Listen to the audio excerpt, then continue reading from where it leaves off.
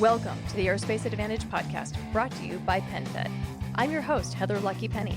Here on the Aerospace Advantage, we speak with leaders in the DoD, industry, and other subject matter experts to explore the intersection of strategy, operational concepts, technology, and policy when it comes to air and space power. All right, folks, buckle up. This week, it's time for the Rendezvous. Our monthly look at what's happening in Washington, D.C. in air and space power, plus important national security trends and events, and other things we should be watching around the globe. The headlines have been super busy, and so there's a lot to discuss. And to be clear, we're recording this on Monday, the 24th of February. So if world events have developed since then, we'll catch that on the next episode or release a special. So with that, I'd like to welcome our Washington experts, Lazer Lazarski. Lazer, great to have you here. Great to be back. Sledgehammer. Good to be here. And we've also got General Deptula. Hey, how we doing, Heather? Glad to be here today. Great to have you, sir. And Jen Boots Reeves. Always glad to be here. Everyone, welcome. So, Lazer and Sledge. President Trump has been in office for about 6 weeks. What do we know about his vision for America's position in the world, national security, and what all that means for his defense priorities? I mean, and how is this different than what we've seen in past administrations, including President Trump's first term? I'll jump in first. I'll let Sledge come in. But looking back at President Trump's first presidency and then comparing it to today, I don't see a change in how he views the world or his focus on ensuring the United States has the most powerful military in the world. But what I see changed is the urgency and the speed that he wants to make that happen. I see a president who's learned from his first term that if he takes the gradual approach to getting things done in D.C., and I can probably see you smiling, Lucky, but it's unlikely he'll be able to accomplish his objectives during the 4 years to the bureaucracy that we have. I mean, the snail speed that we operate at. He campaigned on peace through strength, and we're seeing that play out in Israel, Ukraine. He's focused on ending wars, building up our military to deter adversaries, and then ensuring global security is a shared effort, not just the U.S. And you've been seeing that over at NATO and over in Europe. In January, President Trump said that we will measure success not by the battles we win, but also by the wars that we end and the wars that we never get into. So what I see is more economic soft power, and we're seeing it, coupled with military deterrence to accomplish his national security goals. I also think we're going to see a push for Europe to provide the preponderance of force to deter war in Europe while maintaining a presence, a U.S. presence in the Middle East, and then an increase in focus on Asia, which we've been trying to do for a while. And then there's two things, not necessarily changes, but I think worth noting. We are seeing more focus and clarity on what he wants the military to look like in the future and ensuring that it's focused on deterring wars and winning wars that cannot be deterred. The Department of Defense that is more efficient, we're watching DOGE, but efficient, effective, and focused on warfighting to be accomplished by cutting excess personnel, terminating programs that are not performing or don't directly contribute to future warfare. So where I really think in the end where the focus is going to be, and it is a continuation of his first presidency, but it includes Air Force collaborative combat aircraft, nuclear modernization, drones, munitions, missile defense for America, space, submarines. I said Indo-PACOM, AI, innovation, and I think Army programs, and I know Jeff Till is probably smiling too, but could be the target for these cuts, as well as some of the combatant commands. Yeah, I would agree with that. I would really only add 3 observations. I think first, his vision is America first. So anything he does is going to be about putting our national security interests first. The second, and this is kind of reiterating what Lazer said, the ops tempo is mind-boggling. And I think a lot of that is because he realizes he doesn't have 4 years. He's got to get as much done as he can, as soon as he can. But it's also to keep his competitors off balance, I think, a little bit. And then the third thing, and this will be a little bit longer here, but I think what you're really seeing is more of a whole of government synchronized effort to accomplish his objectives. And that really starts with the team that he's assembled. I think the president learned in his first term that he had to have people that he could count on and that would work together. And whether it's the Secretary of State, the National Security Advisor, the Treasury Secretary, or the Secretary of Homeland Security, they all seem to at least respect each other and be willing to work together to basically to achieve that America First vision for the president. John Duptula and Boots, what thoughts do you have to add? Well, yeah, Heather, I would tell you that President Trump's recent actions are part of a larger strategy to regain America's leadership position on the international stage. Now, if President Trump is going to manifest his theme of peace through strength, then he absolutely must reverse the nosedive that the Air Force is currently in and provide the Space Force the money, the people, and the organizational authorities necessary to fight and win in space. Let me elaborate just a bit.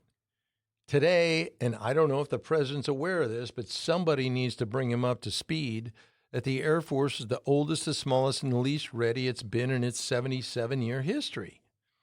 At the same time, the Chinese Air Force is the newest, the largest, and the most ready in its history.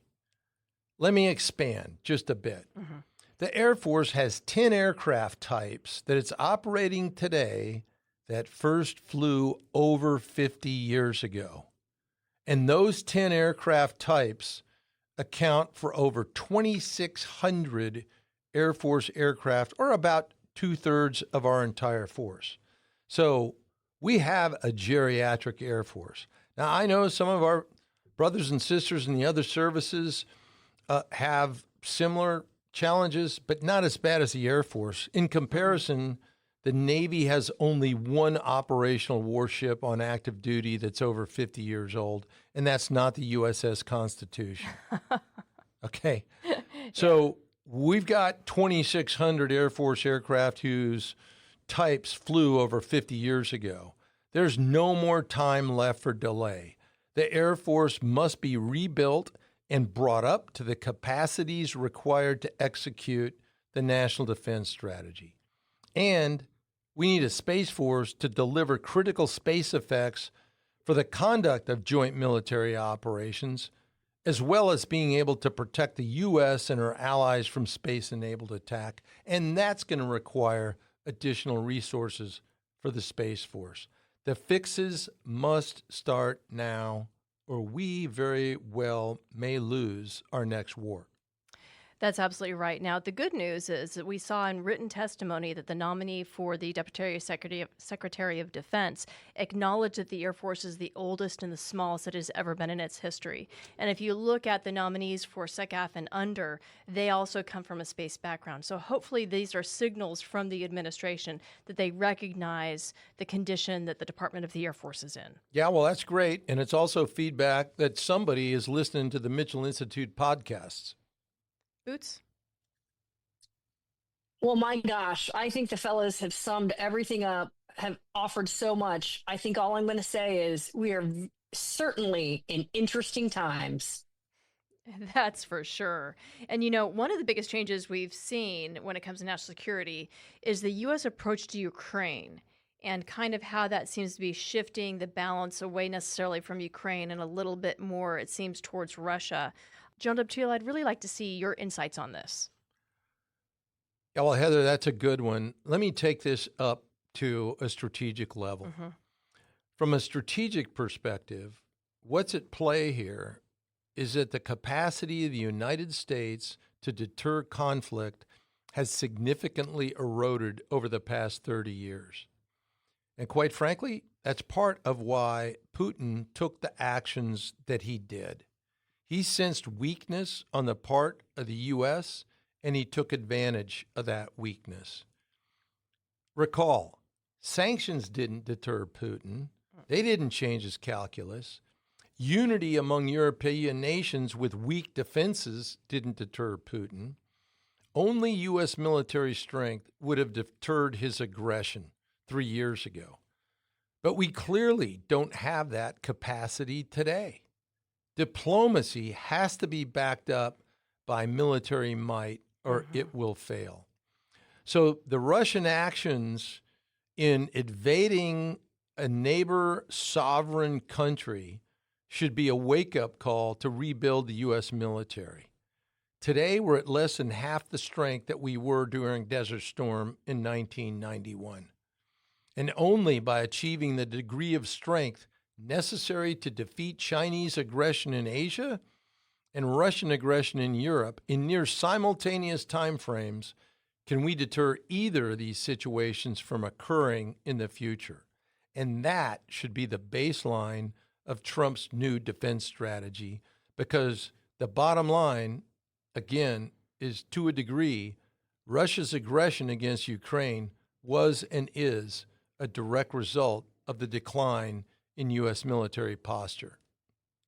And Sledge and Laser, how is the Hill viewing this? What's their perspective? Let me jump in on this, and I'll let Laser give some of the details. It's complicated would be the the cop-out answer here. I think there are a significant number of people in Congress that don't believe that the U.S. has a core interest in Ukraine. I don't think they really see it's not a core interest. I'll leave it at that. So I think another large aid package from the United States to Ukraine, certainly a grant, is out of the question. That's all but impossible. Now, there are going to be some negotiations as we go through the peace process, but I really think that we're going to require Europe to take on more of a leadership role and more of a boots on the ground and a resourcing role, as Laser had mentioned earlier. And as far as the alliance and Europe, we're not going to walk away from Europe. The last Congress made it difficult for the president to disengage from NATO and from Europe, and I don't think they're going to. Trump one, you mean? Well, no, and actually in the 118th Congress, there was legislation that basically said the president can no longer or cannot unilaterally pull us out of the alliance. So they've checked him a little bit there. I guess the point is there's going to be a lot of back and forth. Some don't think that we have a core interest in Ukraine. Obviously, an active war is not in anyone's interest, but Congress is not going to let the administration walk the United States away from Europe and NATO altogether.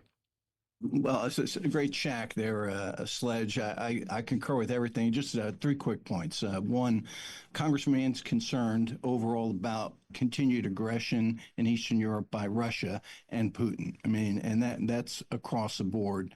Secondly, and I agree with what Sledge said, but overall, there continues to be congressional support for Ukraine, with Congress strongly opposed to the invasion of Ukraine by Russia. And that was rather interesting, though, that they just had a vote in the UN that essentially condemned Russian invasion of Ukraine. That was this legislation pushed by Ukraine.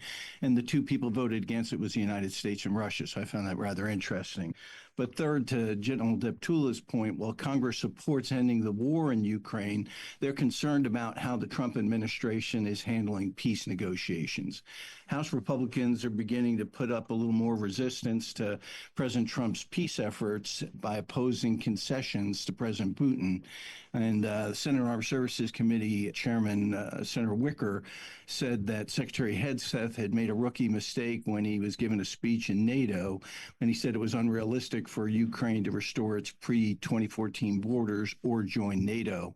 And then Senator Thune followed up a few days later, and he disagreed with Trump's criticism of President Zelensky, stating there's no question on who started the war. So, I mean, Sledge nailed it. I mean, there's continued support, but they're not looking to continue this war forever.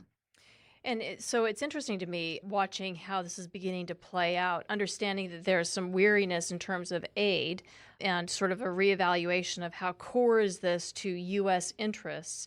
At the same time, how would this softening towards Russia impact U.S. standing amongst our allies and partners? Gentlemen, I'm curious what your thoughts on that might be. I hear what you're saying there, Lucky. I'll go back to the cop-out that it's complicated. I don't necessarily agree with some of the criticism and the way Trump is handling the negotiations. We just passed the third-year anniversary of this 3-day special military operation, and all we had was the status quo. I think something radical needed to be offered to get people talking, and that's the starting point. And a lot of times you have to throw some pretty contentious positions out there to get the just to get people to the table and get talking. And I'm confident that the president is not going to give anything away. I mean, that's just not his style. And at the end of the day, this is about America first, and I'm confident that whatever agreement he's able to broker is going to be in our best interest. And I'll go I'll ahead. follow up on Sledge there. I mean, when you look at President Trump, you cannot look at a two-dimensional, he asked for this is what he's going after. I mean, if you look at what's going on with the minerals, if you look at what his whole point is to end the war because he felt it was a war that should never started and we could have ended a lot sooner. And it's an investment in dollars and effort by not just the United States, but all of Europe. So what he's ultimately trying to do is end the war, but then also end it, as Sledge said, on the terms that he wants. Now, we can't always figure out what those are, and those aren't always a direct way that he's attacking it. But I agree with Sledge. He's not going to give up U.S. national interests, and he's going to make sure that this ends in the terms that he's wanted all along. Yeah, if I could reattack, there's just one thing I want to throw out here. So, I mean, this is not a judgment on my part, but however the war started, the encroachment of NATO was a concern for the Russians. They've stated that. Having security guarantees for Ukraine is going to be necessary for this to end. But if anyone thinks that the status quo of just keep pouring more money and more bodies into this was going to end well for either side, I think they're delusional. And something had to be done to prime the pump to get negotiations started. And I think that's the opening salvo. Nothing has been negotiated away yet. Yeah, well, and like you said, I mean, this is not going to be able to continue because Ukraine is going to run out of bodies. And I think I would offer up this criticism is that the aid that the past administration provided to Ukraine didn't set Ukraine up to win. It just set up Ukraine to not lose, which is a formula for losing because it devolves into an attrition war. So you're right, it's not sustainable and something has to happen. So we probably just need to withhold our judgment and hold our breaths to watch how the actual negotiations conclude, regardless of how they progress, because that's going to be ups and downs. Manage your money on your time with 24/7 digital banking on the PenFed mobile app. Easily make payments, transfer funds, and deposit checks through mobile deposit. That's music to my ears. Learn more at PenFed.org. Federally insured by NCOA. So continuing at that, not the Ukraine specifically, but continuing with what's happening on the Hill when it comes to broader defense issues, is it all about the budget resolution? So if you could help us understand that, and because like Ukraine, it's really complicated, and what's happening in the Senate is different than what's happening in the House when it comes to the budget and where they are. Yeah, I'd like to steal Sledge's line. It's complex, that's what you said. But, I think he said it's complicated. It's complex. And Sledge did such a great job on the last podcast. I'll try to hopefully keep this, as he said, so fighter pods can understand this. But thank you. Well, so number one, the budget resolution, we know it's all intertwined. We've got FY25 approach bills, debt limit, we've got FY26. I mean, they're all tied together, right?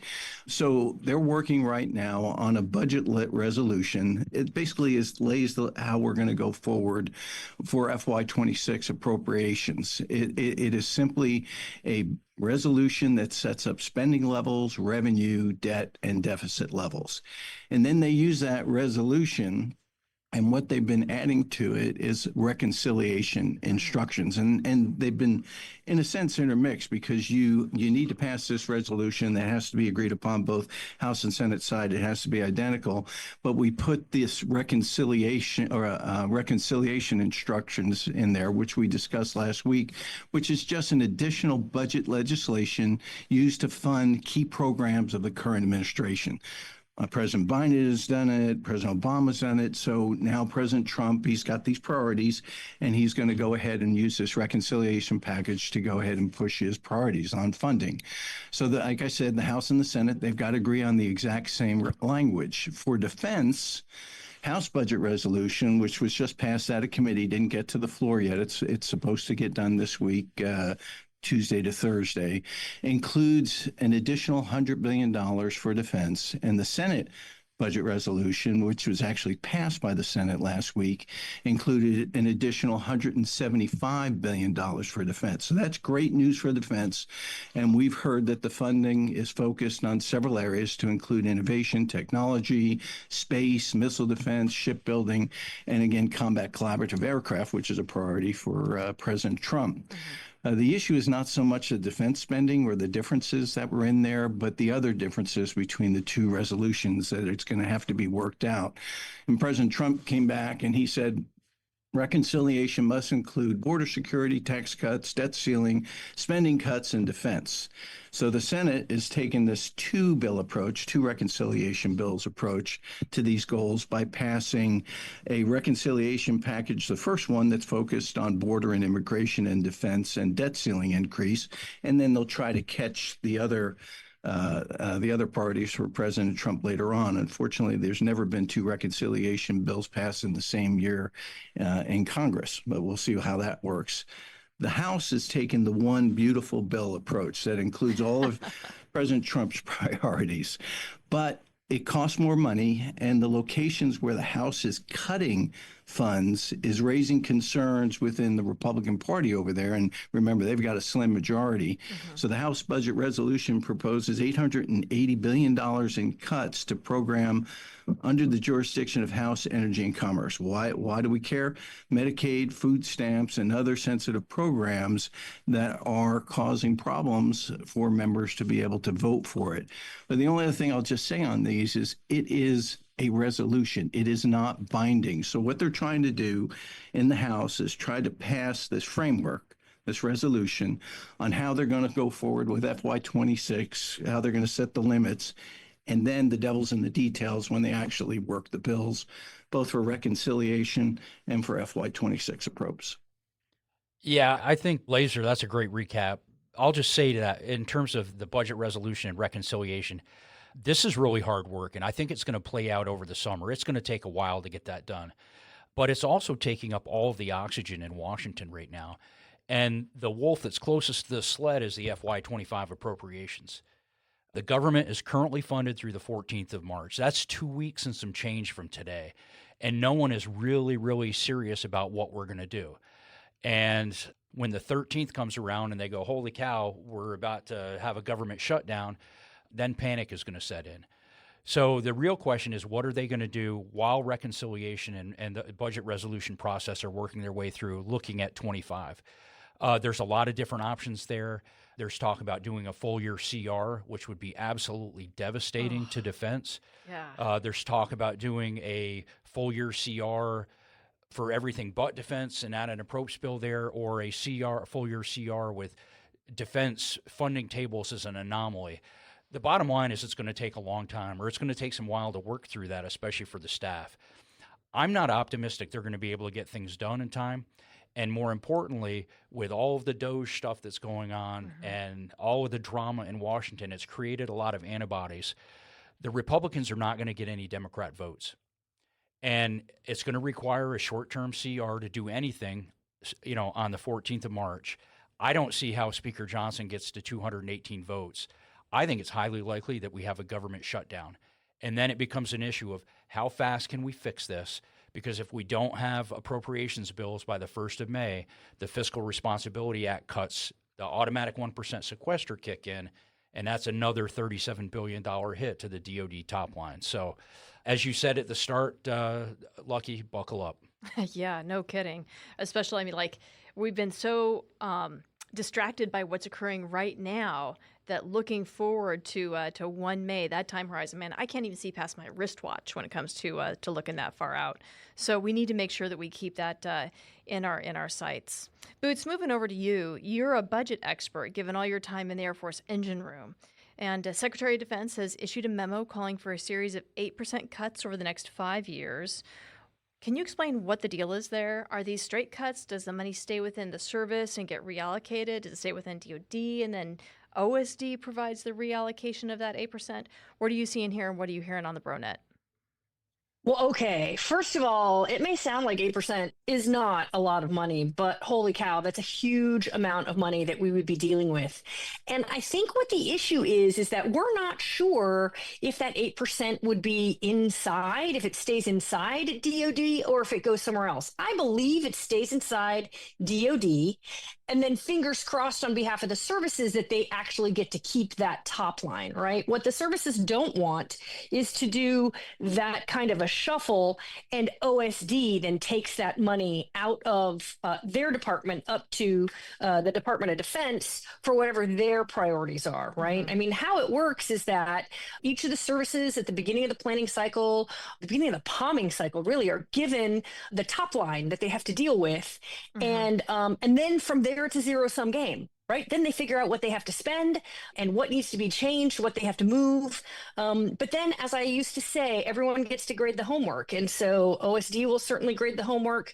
And of course, Congress on both sides are going to get to grade the homework as well, right? Both in approps and in the NDAA, right? We get marks from both sides. So it's very challenging. It's a lot of movement of money. It's a huge amount of money. And, I think the services are still dealing with what they had to deal with when sequestration hit in 2013. So that's never going to go away. Important. Yeah, we're living with those consequences and those long-term effects from that sequestration round. So, hey, if I could jump in there, Lucky, one thing, Boots. So my understanding of the SecDef's guidance is that this was a quick look. You got to try to find 8% within your budgets. And if I'm not mistaken, whatever analysis the services were going to be doing was due today back to OSD. And this is so they can relook, or I guess the budget speak for that would be, this is how they're going to retool the FY26 budget request, because it specifically asked for the services to look at their budget estimation, or budget estimate submission, the BES, which leads right to, that goes to OSD CAPE, and then that'll lead into the 26 budget.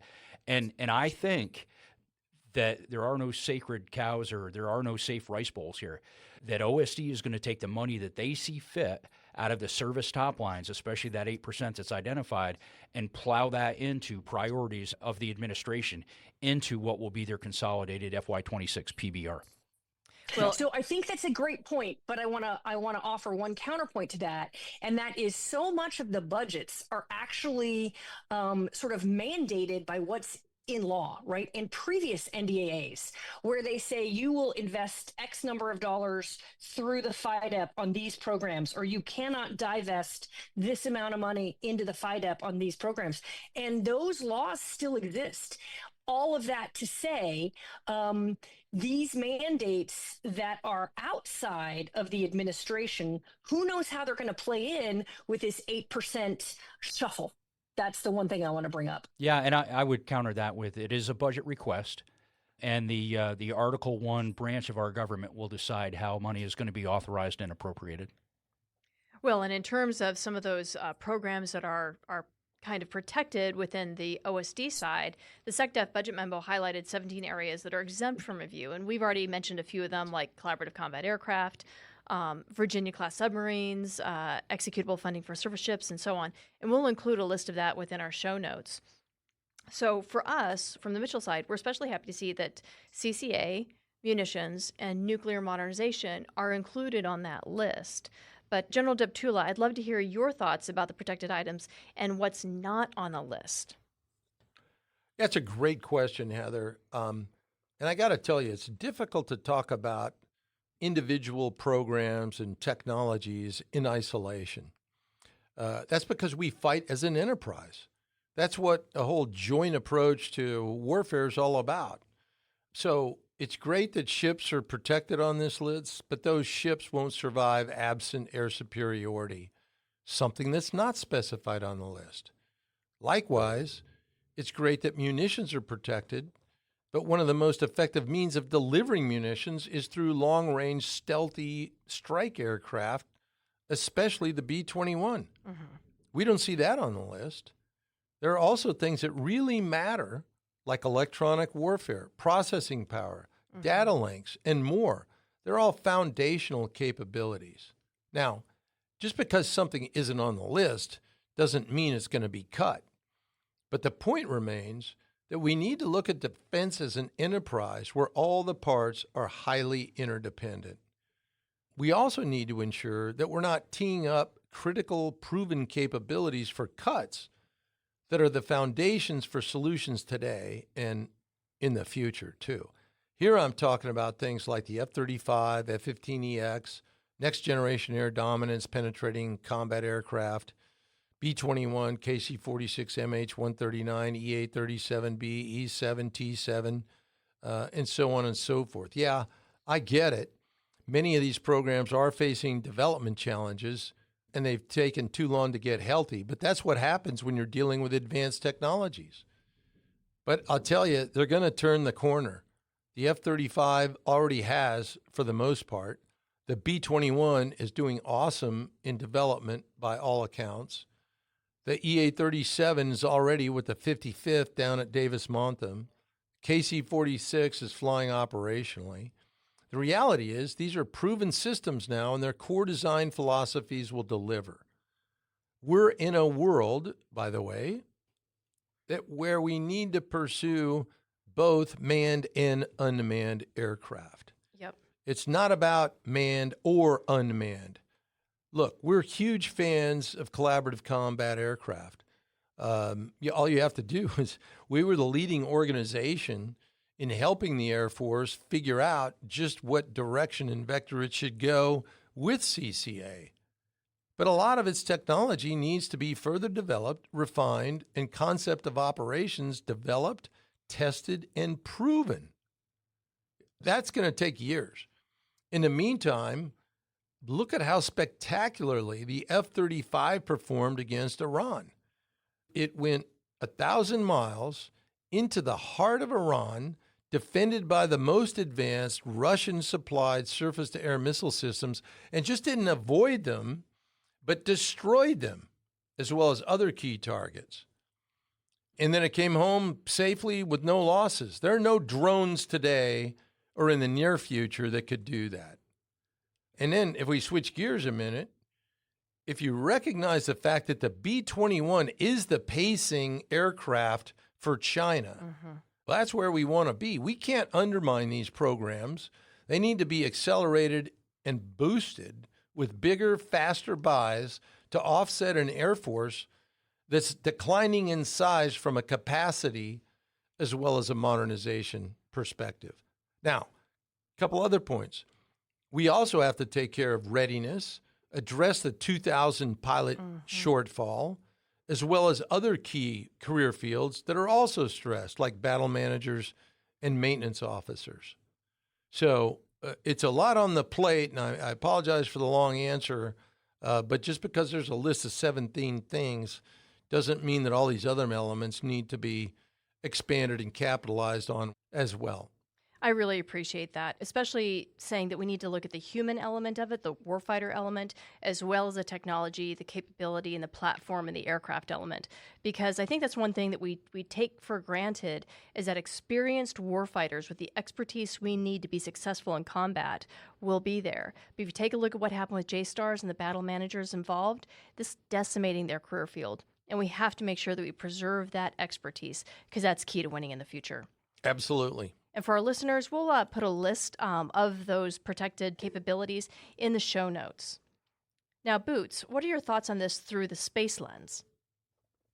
So the first thing that I wanted to offer is that what's actually not called out by name on here is space. Now, it is called out that support for U.S. Space Command, among some other combatant commands, will be protected. But, we know that, like the rest of the world, the administration understands how absolutely vital to our way of life this space domain is. And I know that the Space Force is doing everything it can to underpin current military operations while preparing for the future fights that will absolutely involve some level of conflict in space. So I'm sure that while it's not been explicitly said out loud in those 17 items, I am sure that the administration is looking out to protect our investments in the space domain.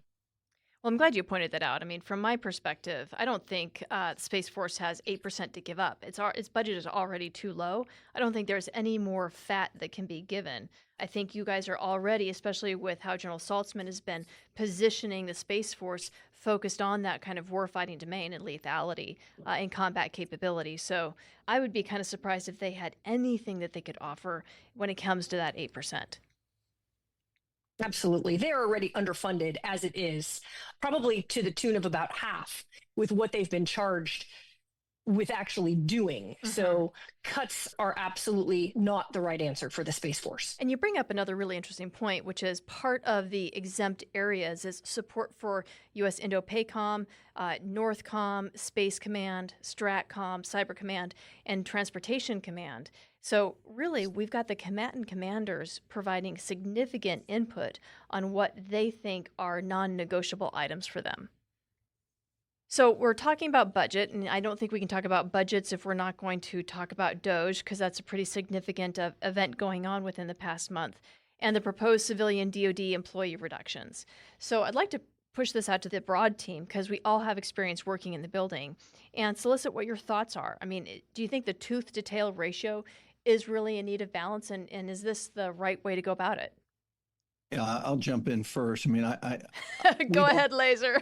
yeah, I mean, one of the things we focus on most, and correctly, is that tooth to tail ratio. Yeah. And the tail always tends to grow. I mean, it does. I think it's just natural. I'm watching in every business. You watch it in the Pentagon. And I know Reagan had some wonderful quotes about government programs are the only things that will live on forever. So, and what I don't like, I mean, I don't like taking a meat cleaver to try to cut out some stuff, because you're going to take some bone, you're going to take some muscle.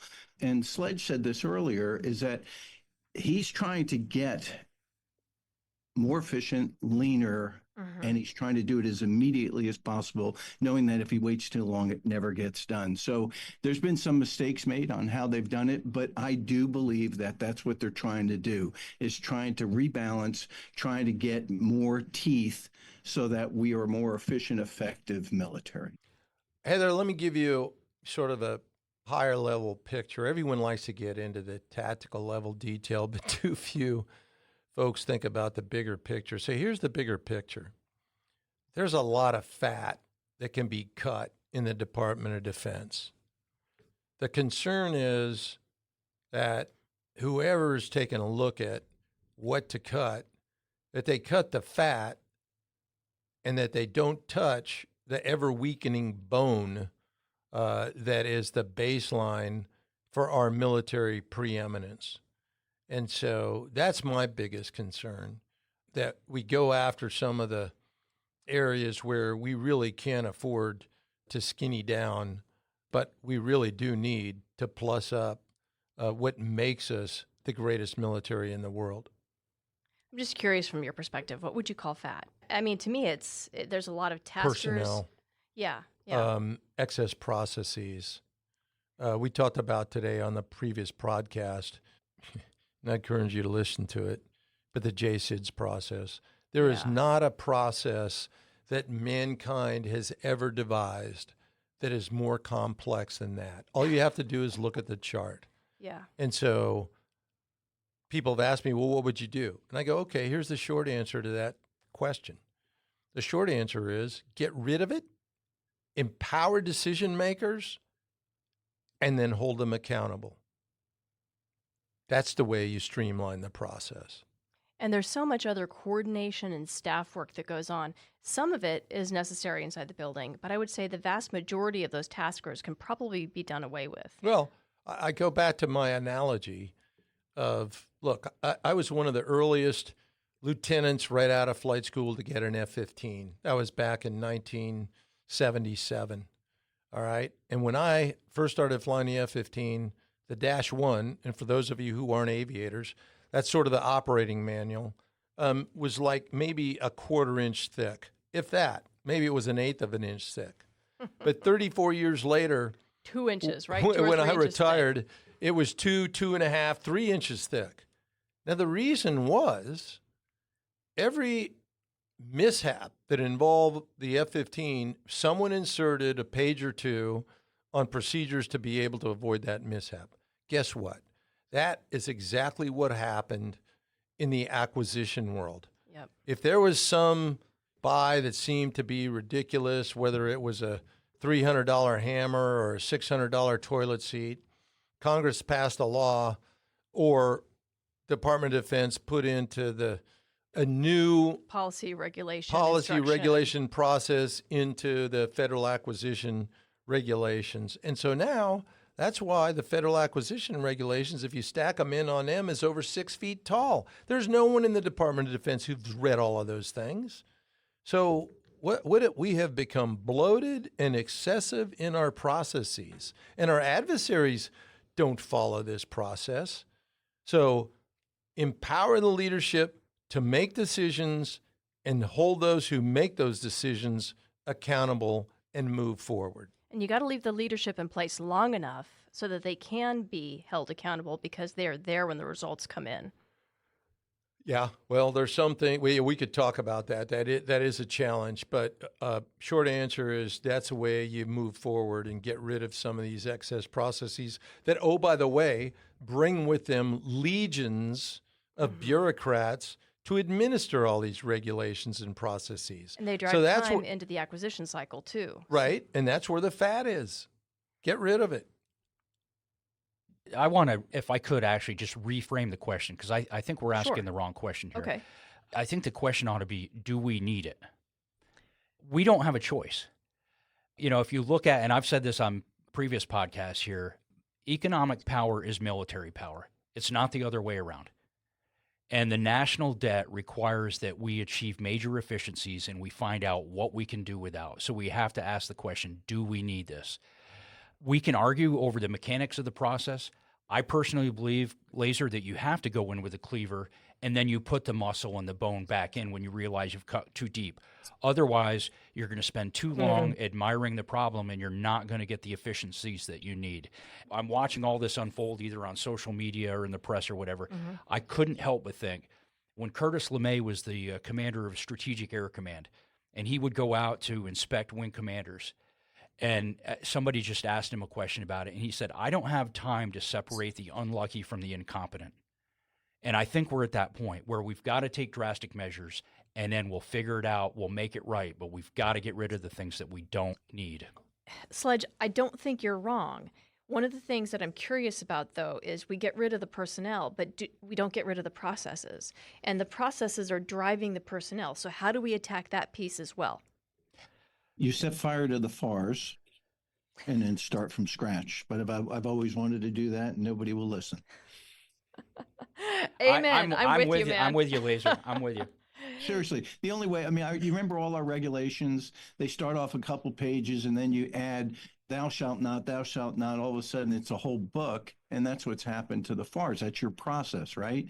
And I know they're going for acquisition reform. I know that's a priority for Chairman Wicker and Chairman Rogers, but we keep trying to play around the edges. And Sledge, I don't disagree with you. It just hurts when you take that meat cleaver. You're right. But I'd love to take a meat cleaver to the FAR. I'm not saying that it's not going to be painful, and in individual cases it's life-altering. It's a tragedy. But to your point about taking a match and some gas to the FARs and modifying the process, I think you can do the acquisition piece legislatively, but we need to change the incentive structure, because right now the FARs are set up that compliance is the incentive. And until you can get the product or the result being the incentive, and you make time be more, when the three things a program manager worries about, cost, performance, and schedule, until you can make schedule that when you're actually delivering results a priority, it's going to be difficult to achieve reform through torching the FARs. Well, and I don't think you're ever going to be able to achieve schedule as long as we still have the FARs. I mean, that's I think one of the things that has impacted performance and cost. Well, we incentivize results and make a priority on time. So we're talking personnel changes, and there's some other really important personnel changes that happened just this weekend, right? So we had the president thank General C.Q. Brown for his lifetime of service and his service as the chairman, and then announced General Brown's retirement and his intention to nominate Lieutenant General Dan Raisin-Kane for the chairmanship. And we've also seen personnel changes at the Vice Chief of Staff, so General Slife, as well as the CNO and the JAGs for all three services. I'd really be curious about your perspective on these personnel changes as well. Yeah, the president is commander-in-chief, and the Constitution, Article 2, Section 2, Clause 1, has the constitutional authority to relieve officers of their command, reassign them, replace them. And this happens in the past. This president has constitutional authority to nominate commissioned officers in the military services with the advice and consent, otherwise known as confirmation, of the Senate, required for majors and lieutenant commanders and above. And this happens all the time. I mean, just, every year we do 50,000 nominations in the Senate Armed Services. Mind-boggling to me. Yeah, I know. We don't have to have hearings for all of them, thank God, but yeah, we have to do it. So, but changes in command, I mean, we all know this. The changes in command is part of the life of the military. Each service continues to grow. We promote new leaders to take command at every level. And chain of command is critical in the execution of military operations around the world and for good order and discipline of the force. And while the appointment of acting commanders ensures the continuity, it is critical for the president to nominate and the Senate to confirm military officers to fill in all those vacated positions as soon as possible. When we replace senior leaders, obviously it's not uncommon doing that, but bringing a general officer back out of retirement is not commonplace, although President Bush brought General Schumacher out of retirement in 2003 to be Chief of Staff of the Army under Secretary Rumsfeld. What's really, though, getting me, and Sledge, you brought it, I mean, it's the meat cleaver, right? It's the speed and number of senior leaders recently replaced. That's unprecedented. I had not seen it before. I mean, I was here when General Mosley resigned. I remember when General Dugan was fired. So there's some near-term impacts on the military as we adjust to the changes in command. And then it's not just at the top, but we're going to shuffle commanders all around to make sure vacancies are filled. But the long-term impacts, positive or negatives, really is going to depend on the leaders that are selected to be our future military leaders. Yeah, the only thing I would add to that, the chairman in particular is the senior military advisor to the president, and he's entitled to have the person he wants advising him, advising him. Yeah, absolutely. And that kind of policy and perspective will be very important. So I actually had the privilege of serving with Dan Raisin Kane when I was a young lieutenant in the 121st Fighter Squadron. He was our weapons officer. And people have asked me a lot about him. And what I have to say is this, is that he is a man of character and integrity. He's incredibly intelligent. He's apolitical. He's a deep learner. And he's a good listener. So I really think from a leadership perspective that he is an excellent selection for the next chairman. So when people look at General Kane's CV, they may say, hey, he's a very untraditional, non-traditional type of nominee. And that may be true. But we live in unprecedented times. And having known his wisdom, his intellect, his steady hand, and frankly, his service has been very diverse, I think this will give him the right tools to be able to provide our president the policy advice and wisdom that our nation needs to navigate the next 4 years. Boots, the Air Force launched one of its Minuteman ICBMs as part of its test efforts. Would you mind explaining why this is important? Doug and I had the opportunity a couple weeks ago to go visit the Titan Missile Museum. There's an actual silo that you can go down and see the capsule, see a Titan missile itself, and it's all hooked up, and it was really fascinating. One of the things that interested me about that was this was the first time we had an actual ground-launched missile. And all of the things they had to think about, everything from how the capsule was suspended in the ground to be able to survive the shake of a nuclear impact or the launch of the missile, or even the fact that the keys were such that the two keys were such that one person couldn't turn both keys. It was just outside the wingspan of a human. It was really fascinating. Anyhow, to get back to the Minuteman, how does this test tie to the imperative for Sentinel? Absolutely. And here's the thing. You had those feelings while you got to tour a Titan launch facility in Silo. You would also have those same feelings if you got to go down and see what the operations look like for Minuteman 3. And then anyone else who's going to see what it looks like for Sentinel will all feel the same thing, because it makes us connected to this mission that's so important and foundational to not just the historical, but the future security of the United States and its allies. Right. So what happened last week is actually sort of a standard test, if you will. Now, don't get me wrong. They are so exciting to go and watch one of these launches. But we do this about between 4 and 6 times a year. And what we're doing, it's actually called follow-on test and evaluation, which is a pretty standard thing we do with all weapon systems in the Air Force. And really what we're proving is we are ensuring that our arsenal as it exists is absolutely viable. And so what they do is they take a missile out from one of the 3 missile bases, they transport it down to Vandenberg Space Force Base. They put on an instrumentation package instead of a warhead, of course, and then we shoot it down to Kwajalein Atoll. There's so many good things that happen because of this. It gives crews and maintainers the opportunity to actually launch something, which, as we well know, has not happened ever with the Minuteman III or the Titan. Zero for zero. 0 for 0. You guys are World War winners. Exactly. So, but we want that practice for everybody. And certainly while the crews practice all the time, it's a really special thing to get to do it and an actual launch happens. So, so it's a very exciting thing. And, but there are some things that we need to think about. Number one, we are using up these missiles slowly. I was going to ask you about that. Yes, because we're not making any more Minutemans. Correct. And so remember, the Minuteman system, the entire system with Minuteman I is over 60 years old. And the Minuteman III, which is the iteration that we're on, is over 50 years old. These are old weapons. Now, what I also like to say is I don't want you to think about it and be worried that they're not effective. Think of it like a classic car. Classic cars get older and older, and we can keep them running and we can keep them wildly effective. They just take more time, energy, maintenance, and certainly money.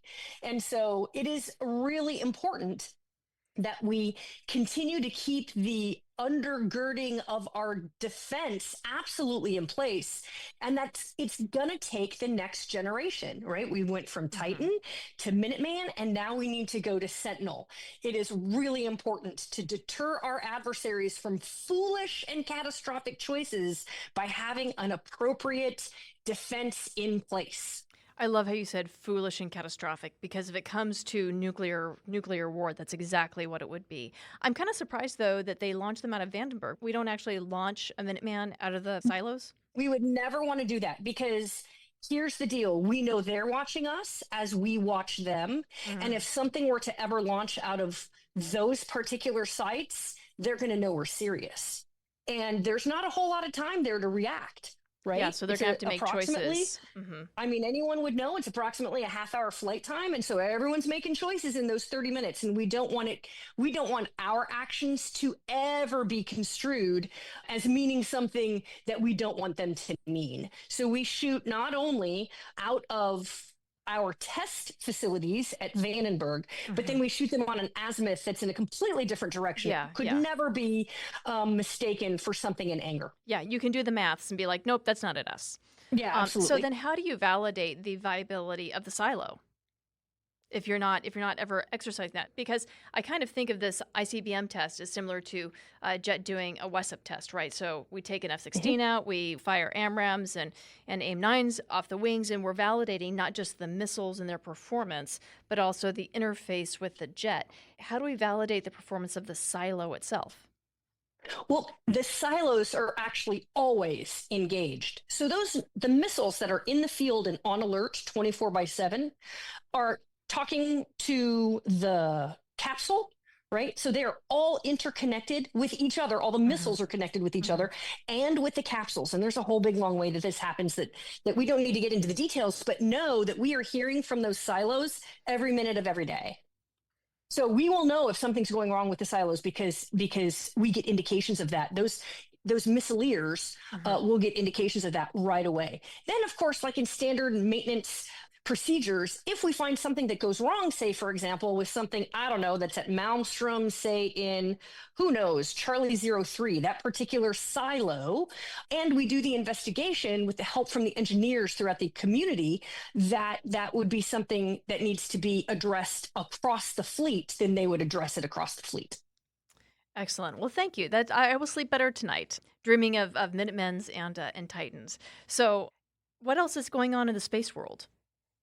Okay, so let's shift gears to something that's really fun and really exciting. And I really hope everyone takes the time and goes out and Googles this so they can actually see the picture. So The X-37B, the very secret space plane that the Space Force I saw that has. picture. Yes. So it's been in orbit for a little over a year. And last fall, they started practicing something called aerobraking. And these are new tactics for how we're actually going to operate space in the future. Now, here's the really fun thing. So they took a picture. There was a picture taken by the X-37 of the Earth, but we actually get to see the X-37 in, I guess, the foreground, as you would say. So it's a really, really cool picture. This is what everyone needs to go out and look at. And I believe from what it looks like that the space plane is actually in a highly eccentric or highly elliptical orbit, which is really unusual. It's not a very common orbit that we use. We are much generally closer to the Earth using circular orbits. And so this is a really special thing that we got a glimpse at this. So I got to be honest, the Space Force is really leaning forward. They're trying to learn some new things that will be foundational for space operations in the future. And I think we're getting just a little glimpse behind the curtain with this particular photograph. Everyone should go take a look, Google it. It's happening. Well, maybe we can include a link in our show notes. So I just got to ask about aerobraking. That's kind of implies that there's some aerodynamics there, but I didn't think there was any air in space. Yes, so what they're doing is they're actually sort of skipping along, as best as I understand it. They're skipping along on the edge of the atmosphere to take advantage of the friction and therefore changing the velocity and the direction of the space body itself, taking advantage of the atmosphere. And yeah, you got to get close, right? But that is also what happens in a highly elliptical orbit. You're going to get really far away from the planet, and then you're going to swing back around and get really close to the planet. And I'm sure they're orchestrating it such that they're taking advantage of the atmosphere. And those are really new TTPs. So it's very exciting to even get a tiny glimpse of this. Oh, that's super cool. Now, we were also talking the other day, and you were sharing a quote from Anduril's Palmer Luckey about Spacepower. And it ties to a lot of themes that you're working on for an upcoming report. Okay, so this is really cool. I'm very prescient that he's talking about them. I'm really excited. So really the bottom line, well, and I have a couple of the quotes here. He's like, think about what the Space Force is going to look like 50 years out. Right? He's talking about we've got to preserve the routes between here and the moon. We've got to preserve our cislunar insertion orbits. And you can look at Charles's report from last year about cislunar, talking about the same thing. He's talking about mining critical minerals from asteroids and making sure, this is a big one, that we are controlling low Earth orbit all the way up to our geostationary orbits, as well as protecting our access to space with the freedom of navigation in space, the way we think about freedom of navigation on the seas.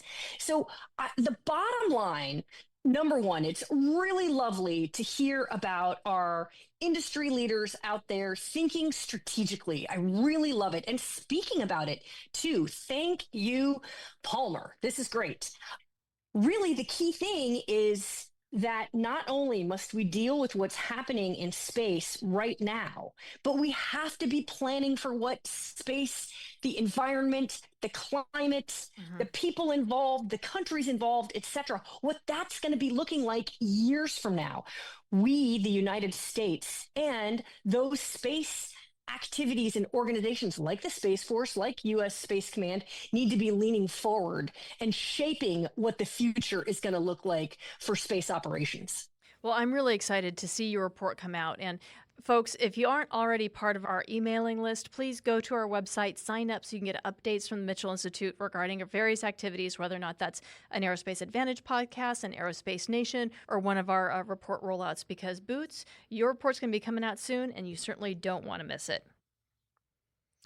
So, General Deptula, a last item. The Air Force awarded contracts to GE and Pratt for the NGAP engine program, so the next generation advanced propulsion. Why is this such a big deal?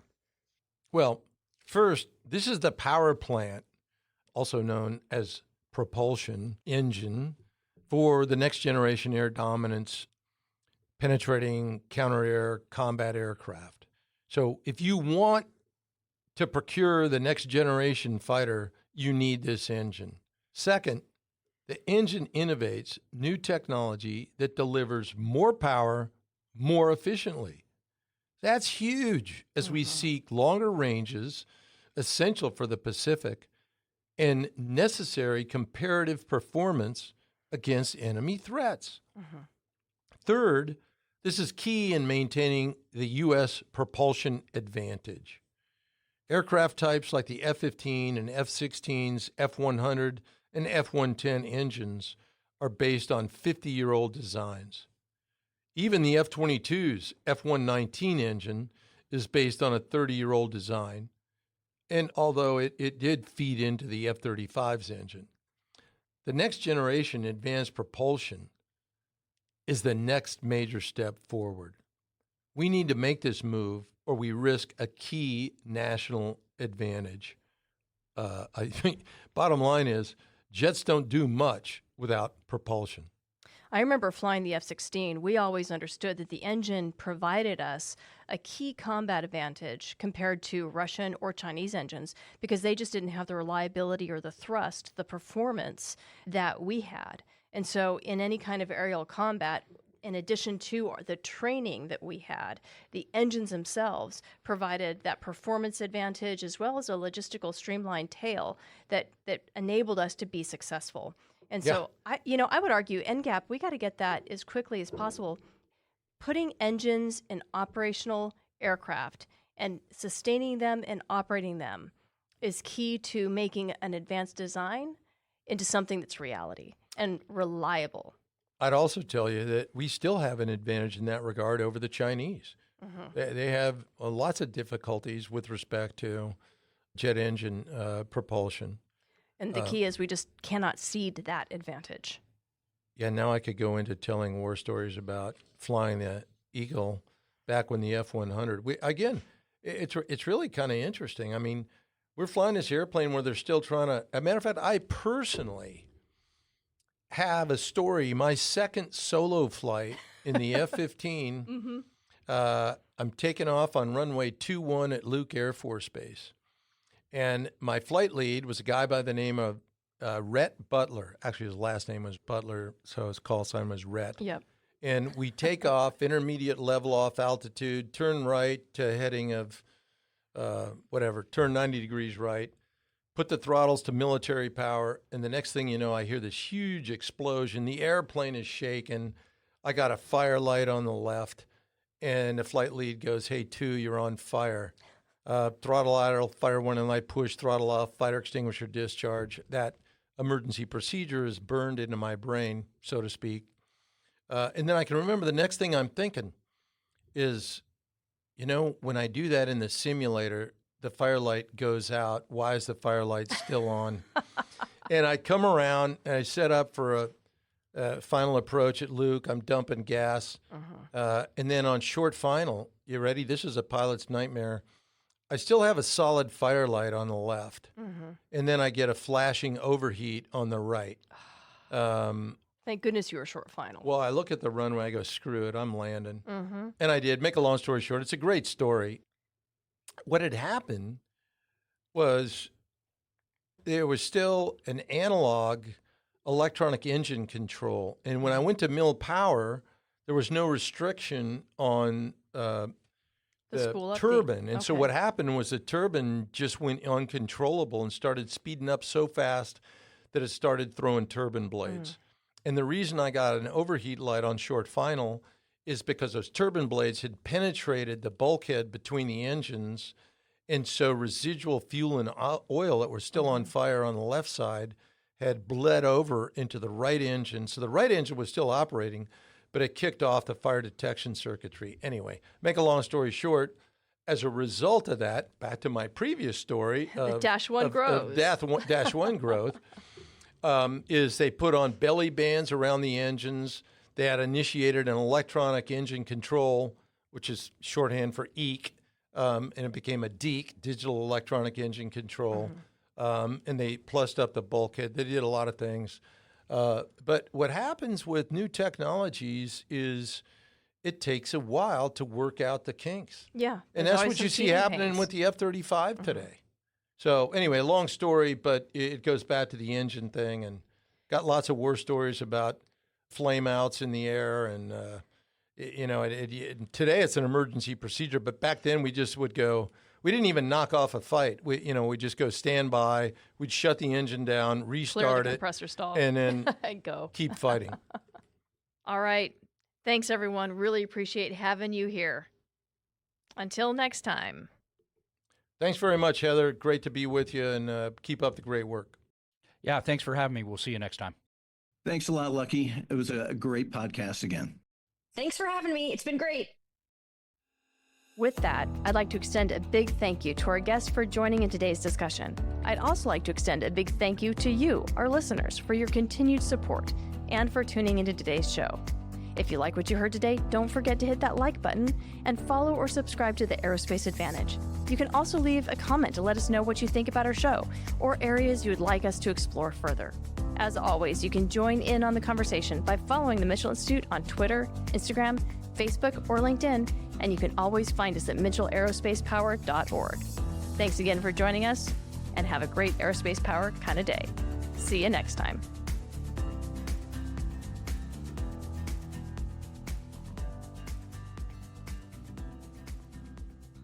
The foam, because fire truck has foam in it, Yeah. and they missed the engine. They shot over the wing. I'm climbing out of the They cockpit. slime you?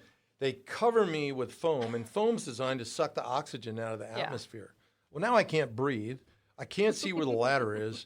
So the emergency procedure is to hang on the side of the canopy rail and drop off. But when I release my weight, I mean, this stuff's slicker than owl shit. You can't hold on. So I fall off, and it's about 12 feet from the. Yeah, no, and it's a I big reach jet. back with my left hand To break the fall. end up to break the fall, but I broke my wrist when I did that, and so it's an interesting story because I ended up in the Harvard Medical Journal because I broke the only vein in the body that goes through a bone is the navicular bone, which is in your thumb, and I healed like in 3 weeks, and no one's ever healed that fast. So you're superhuman. Well, I don't know about that. I mean, I don't feel that way now, but.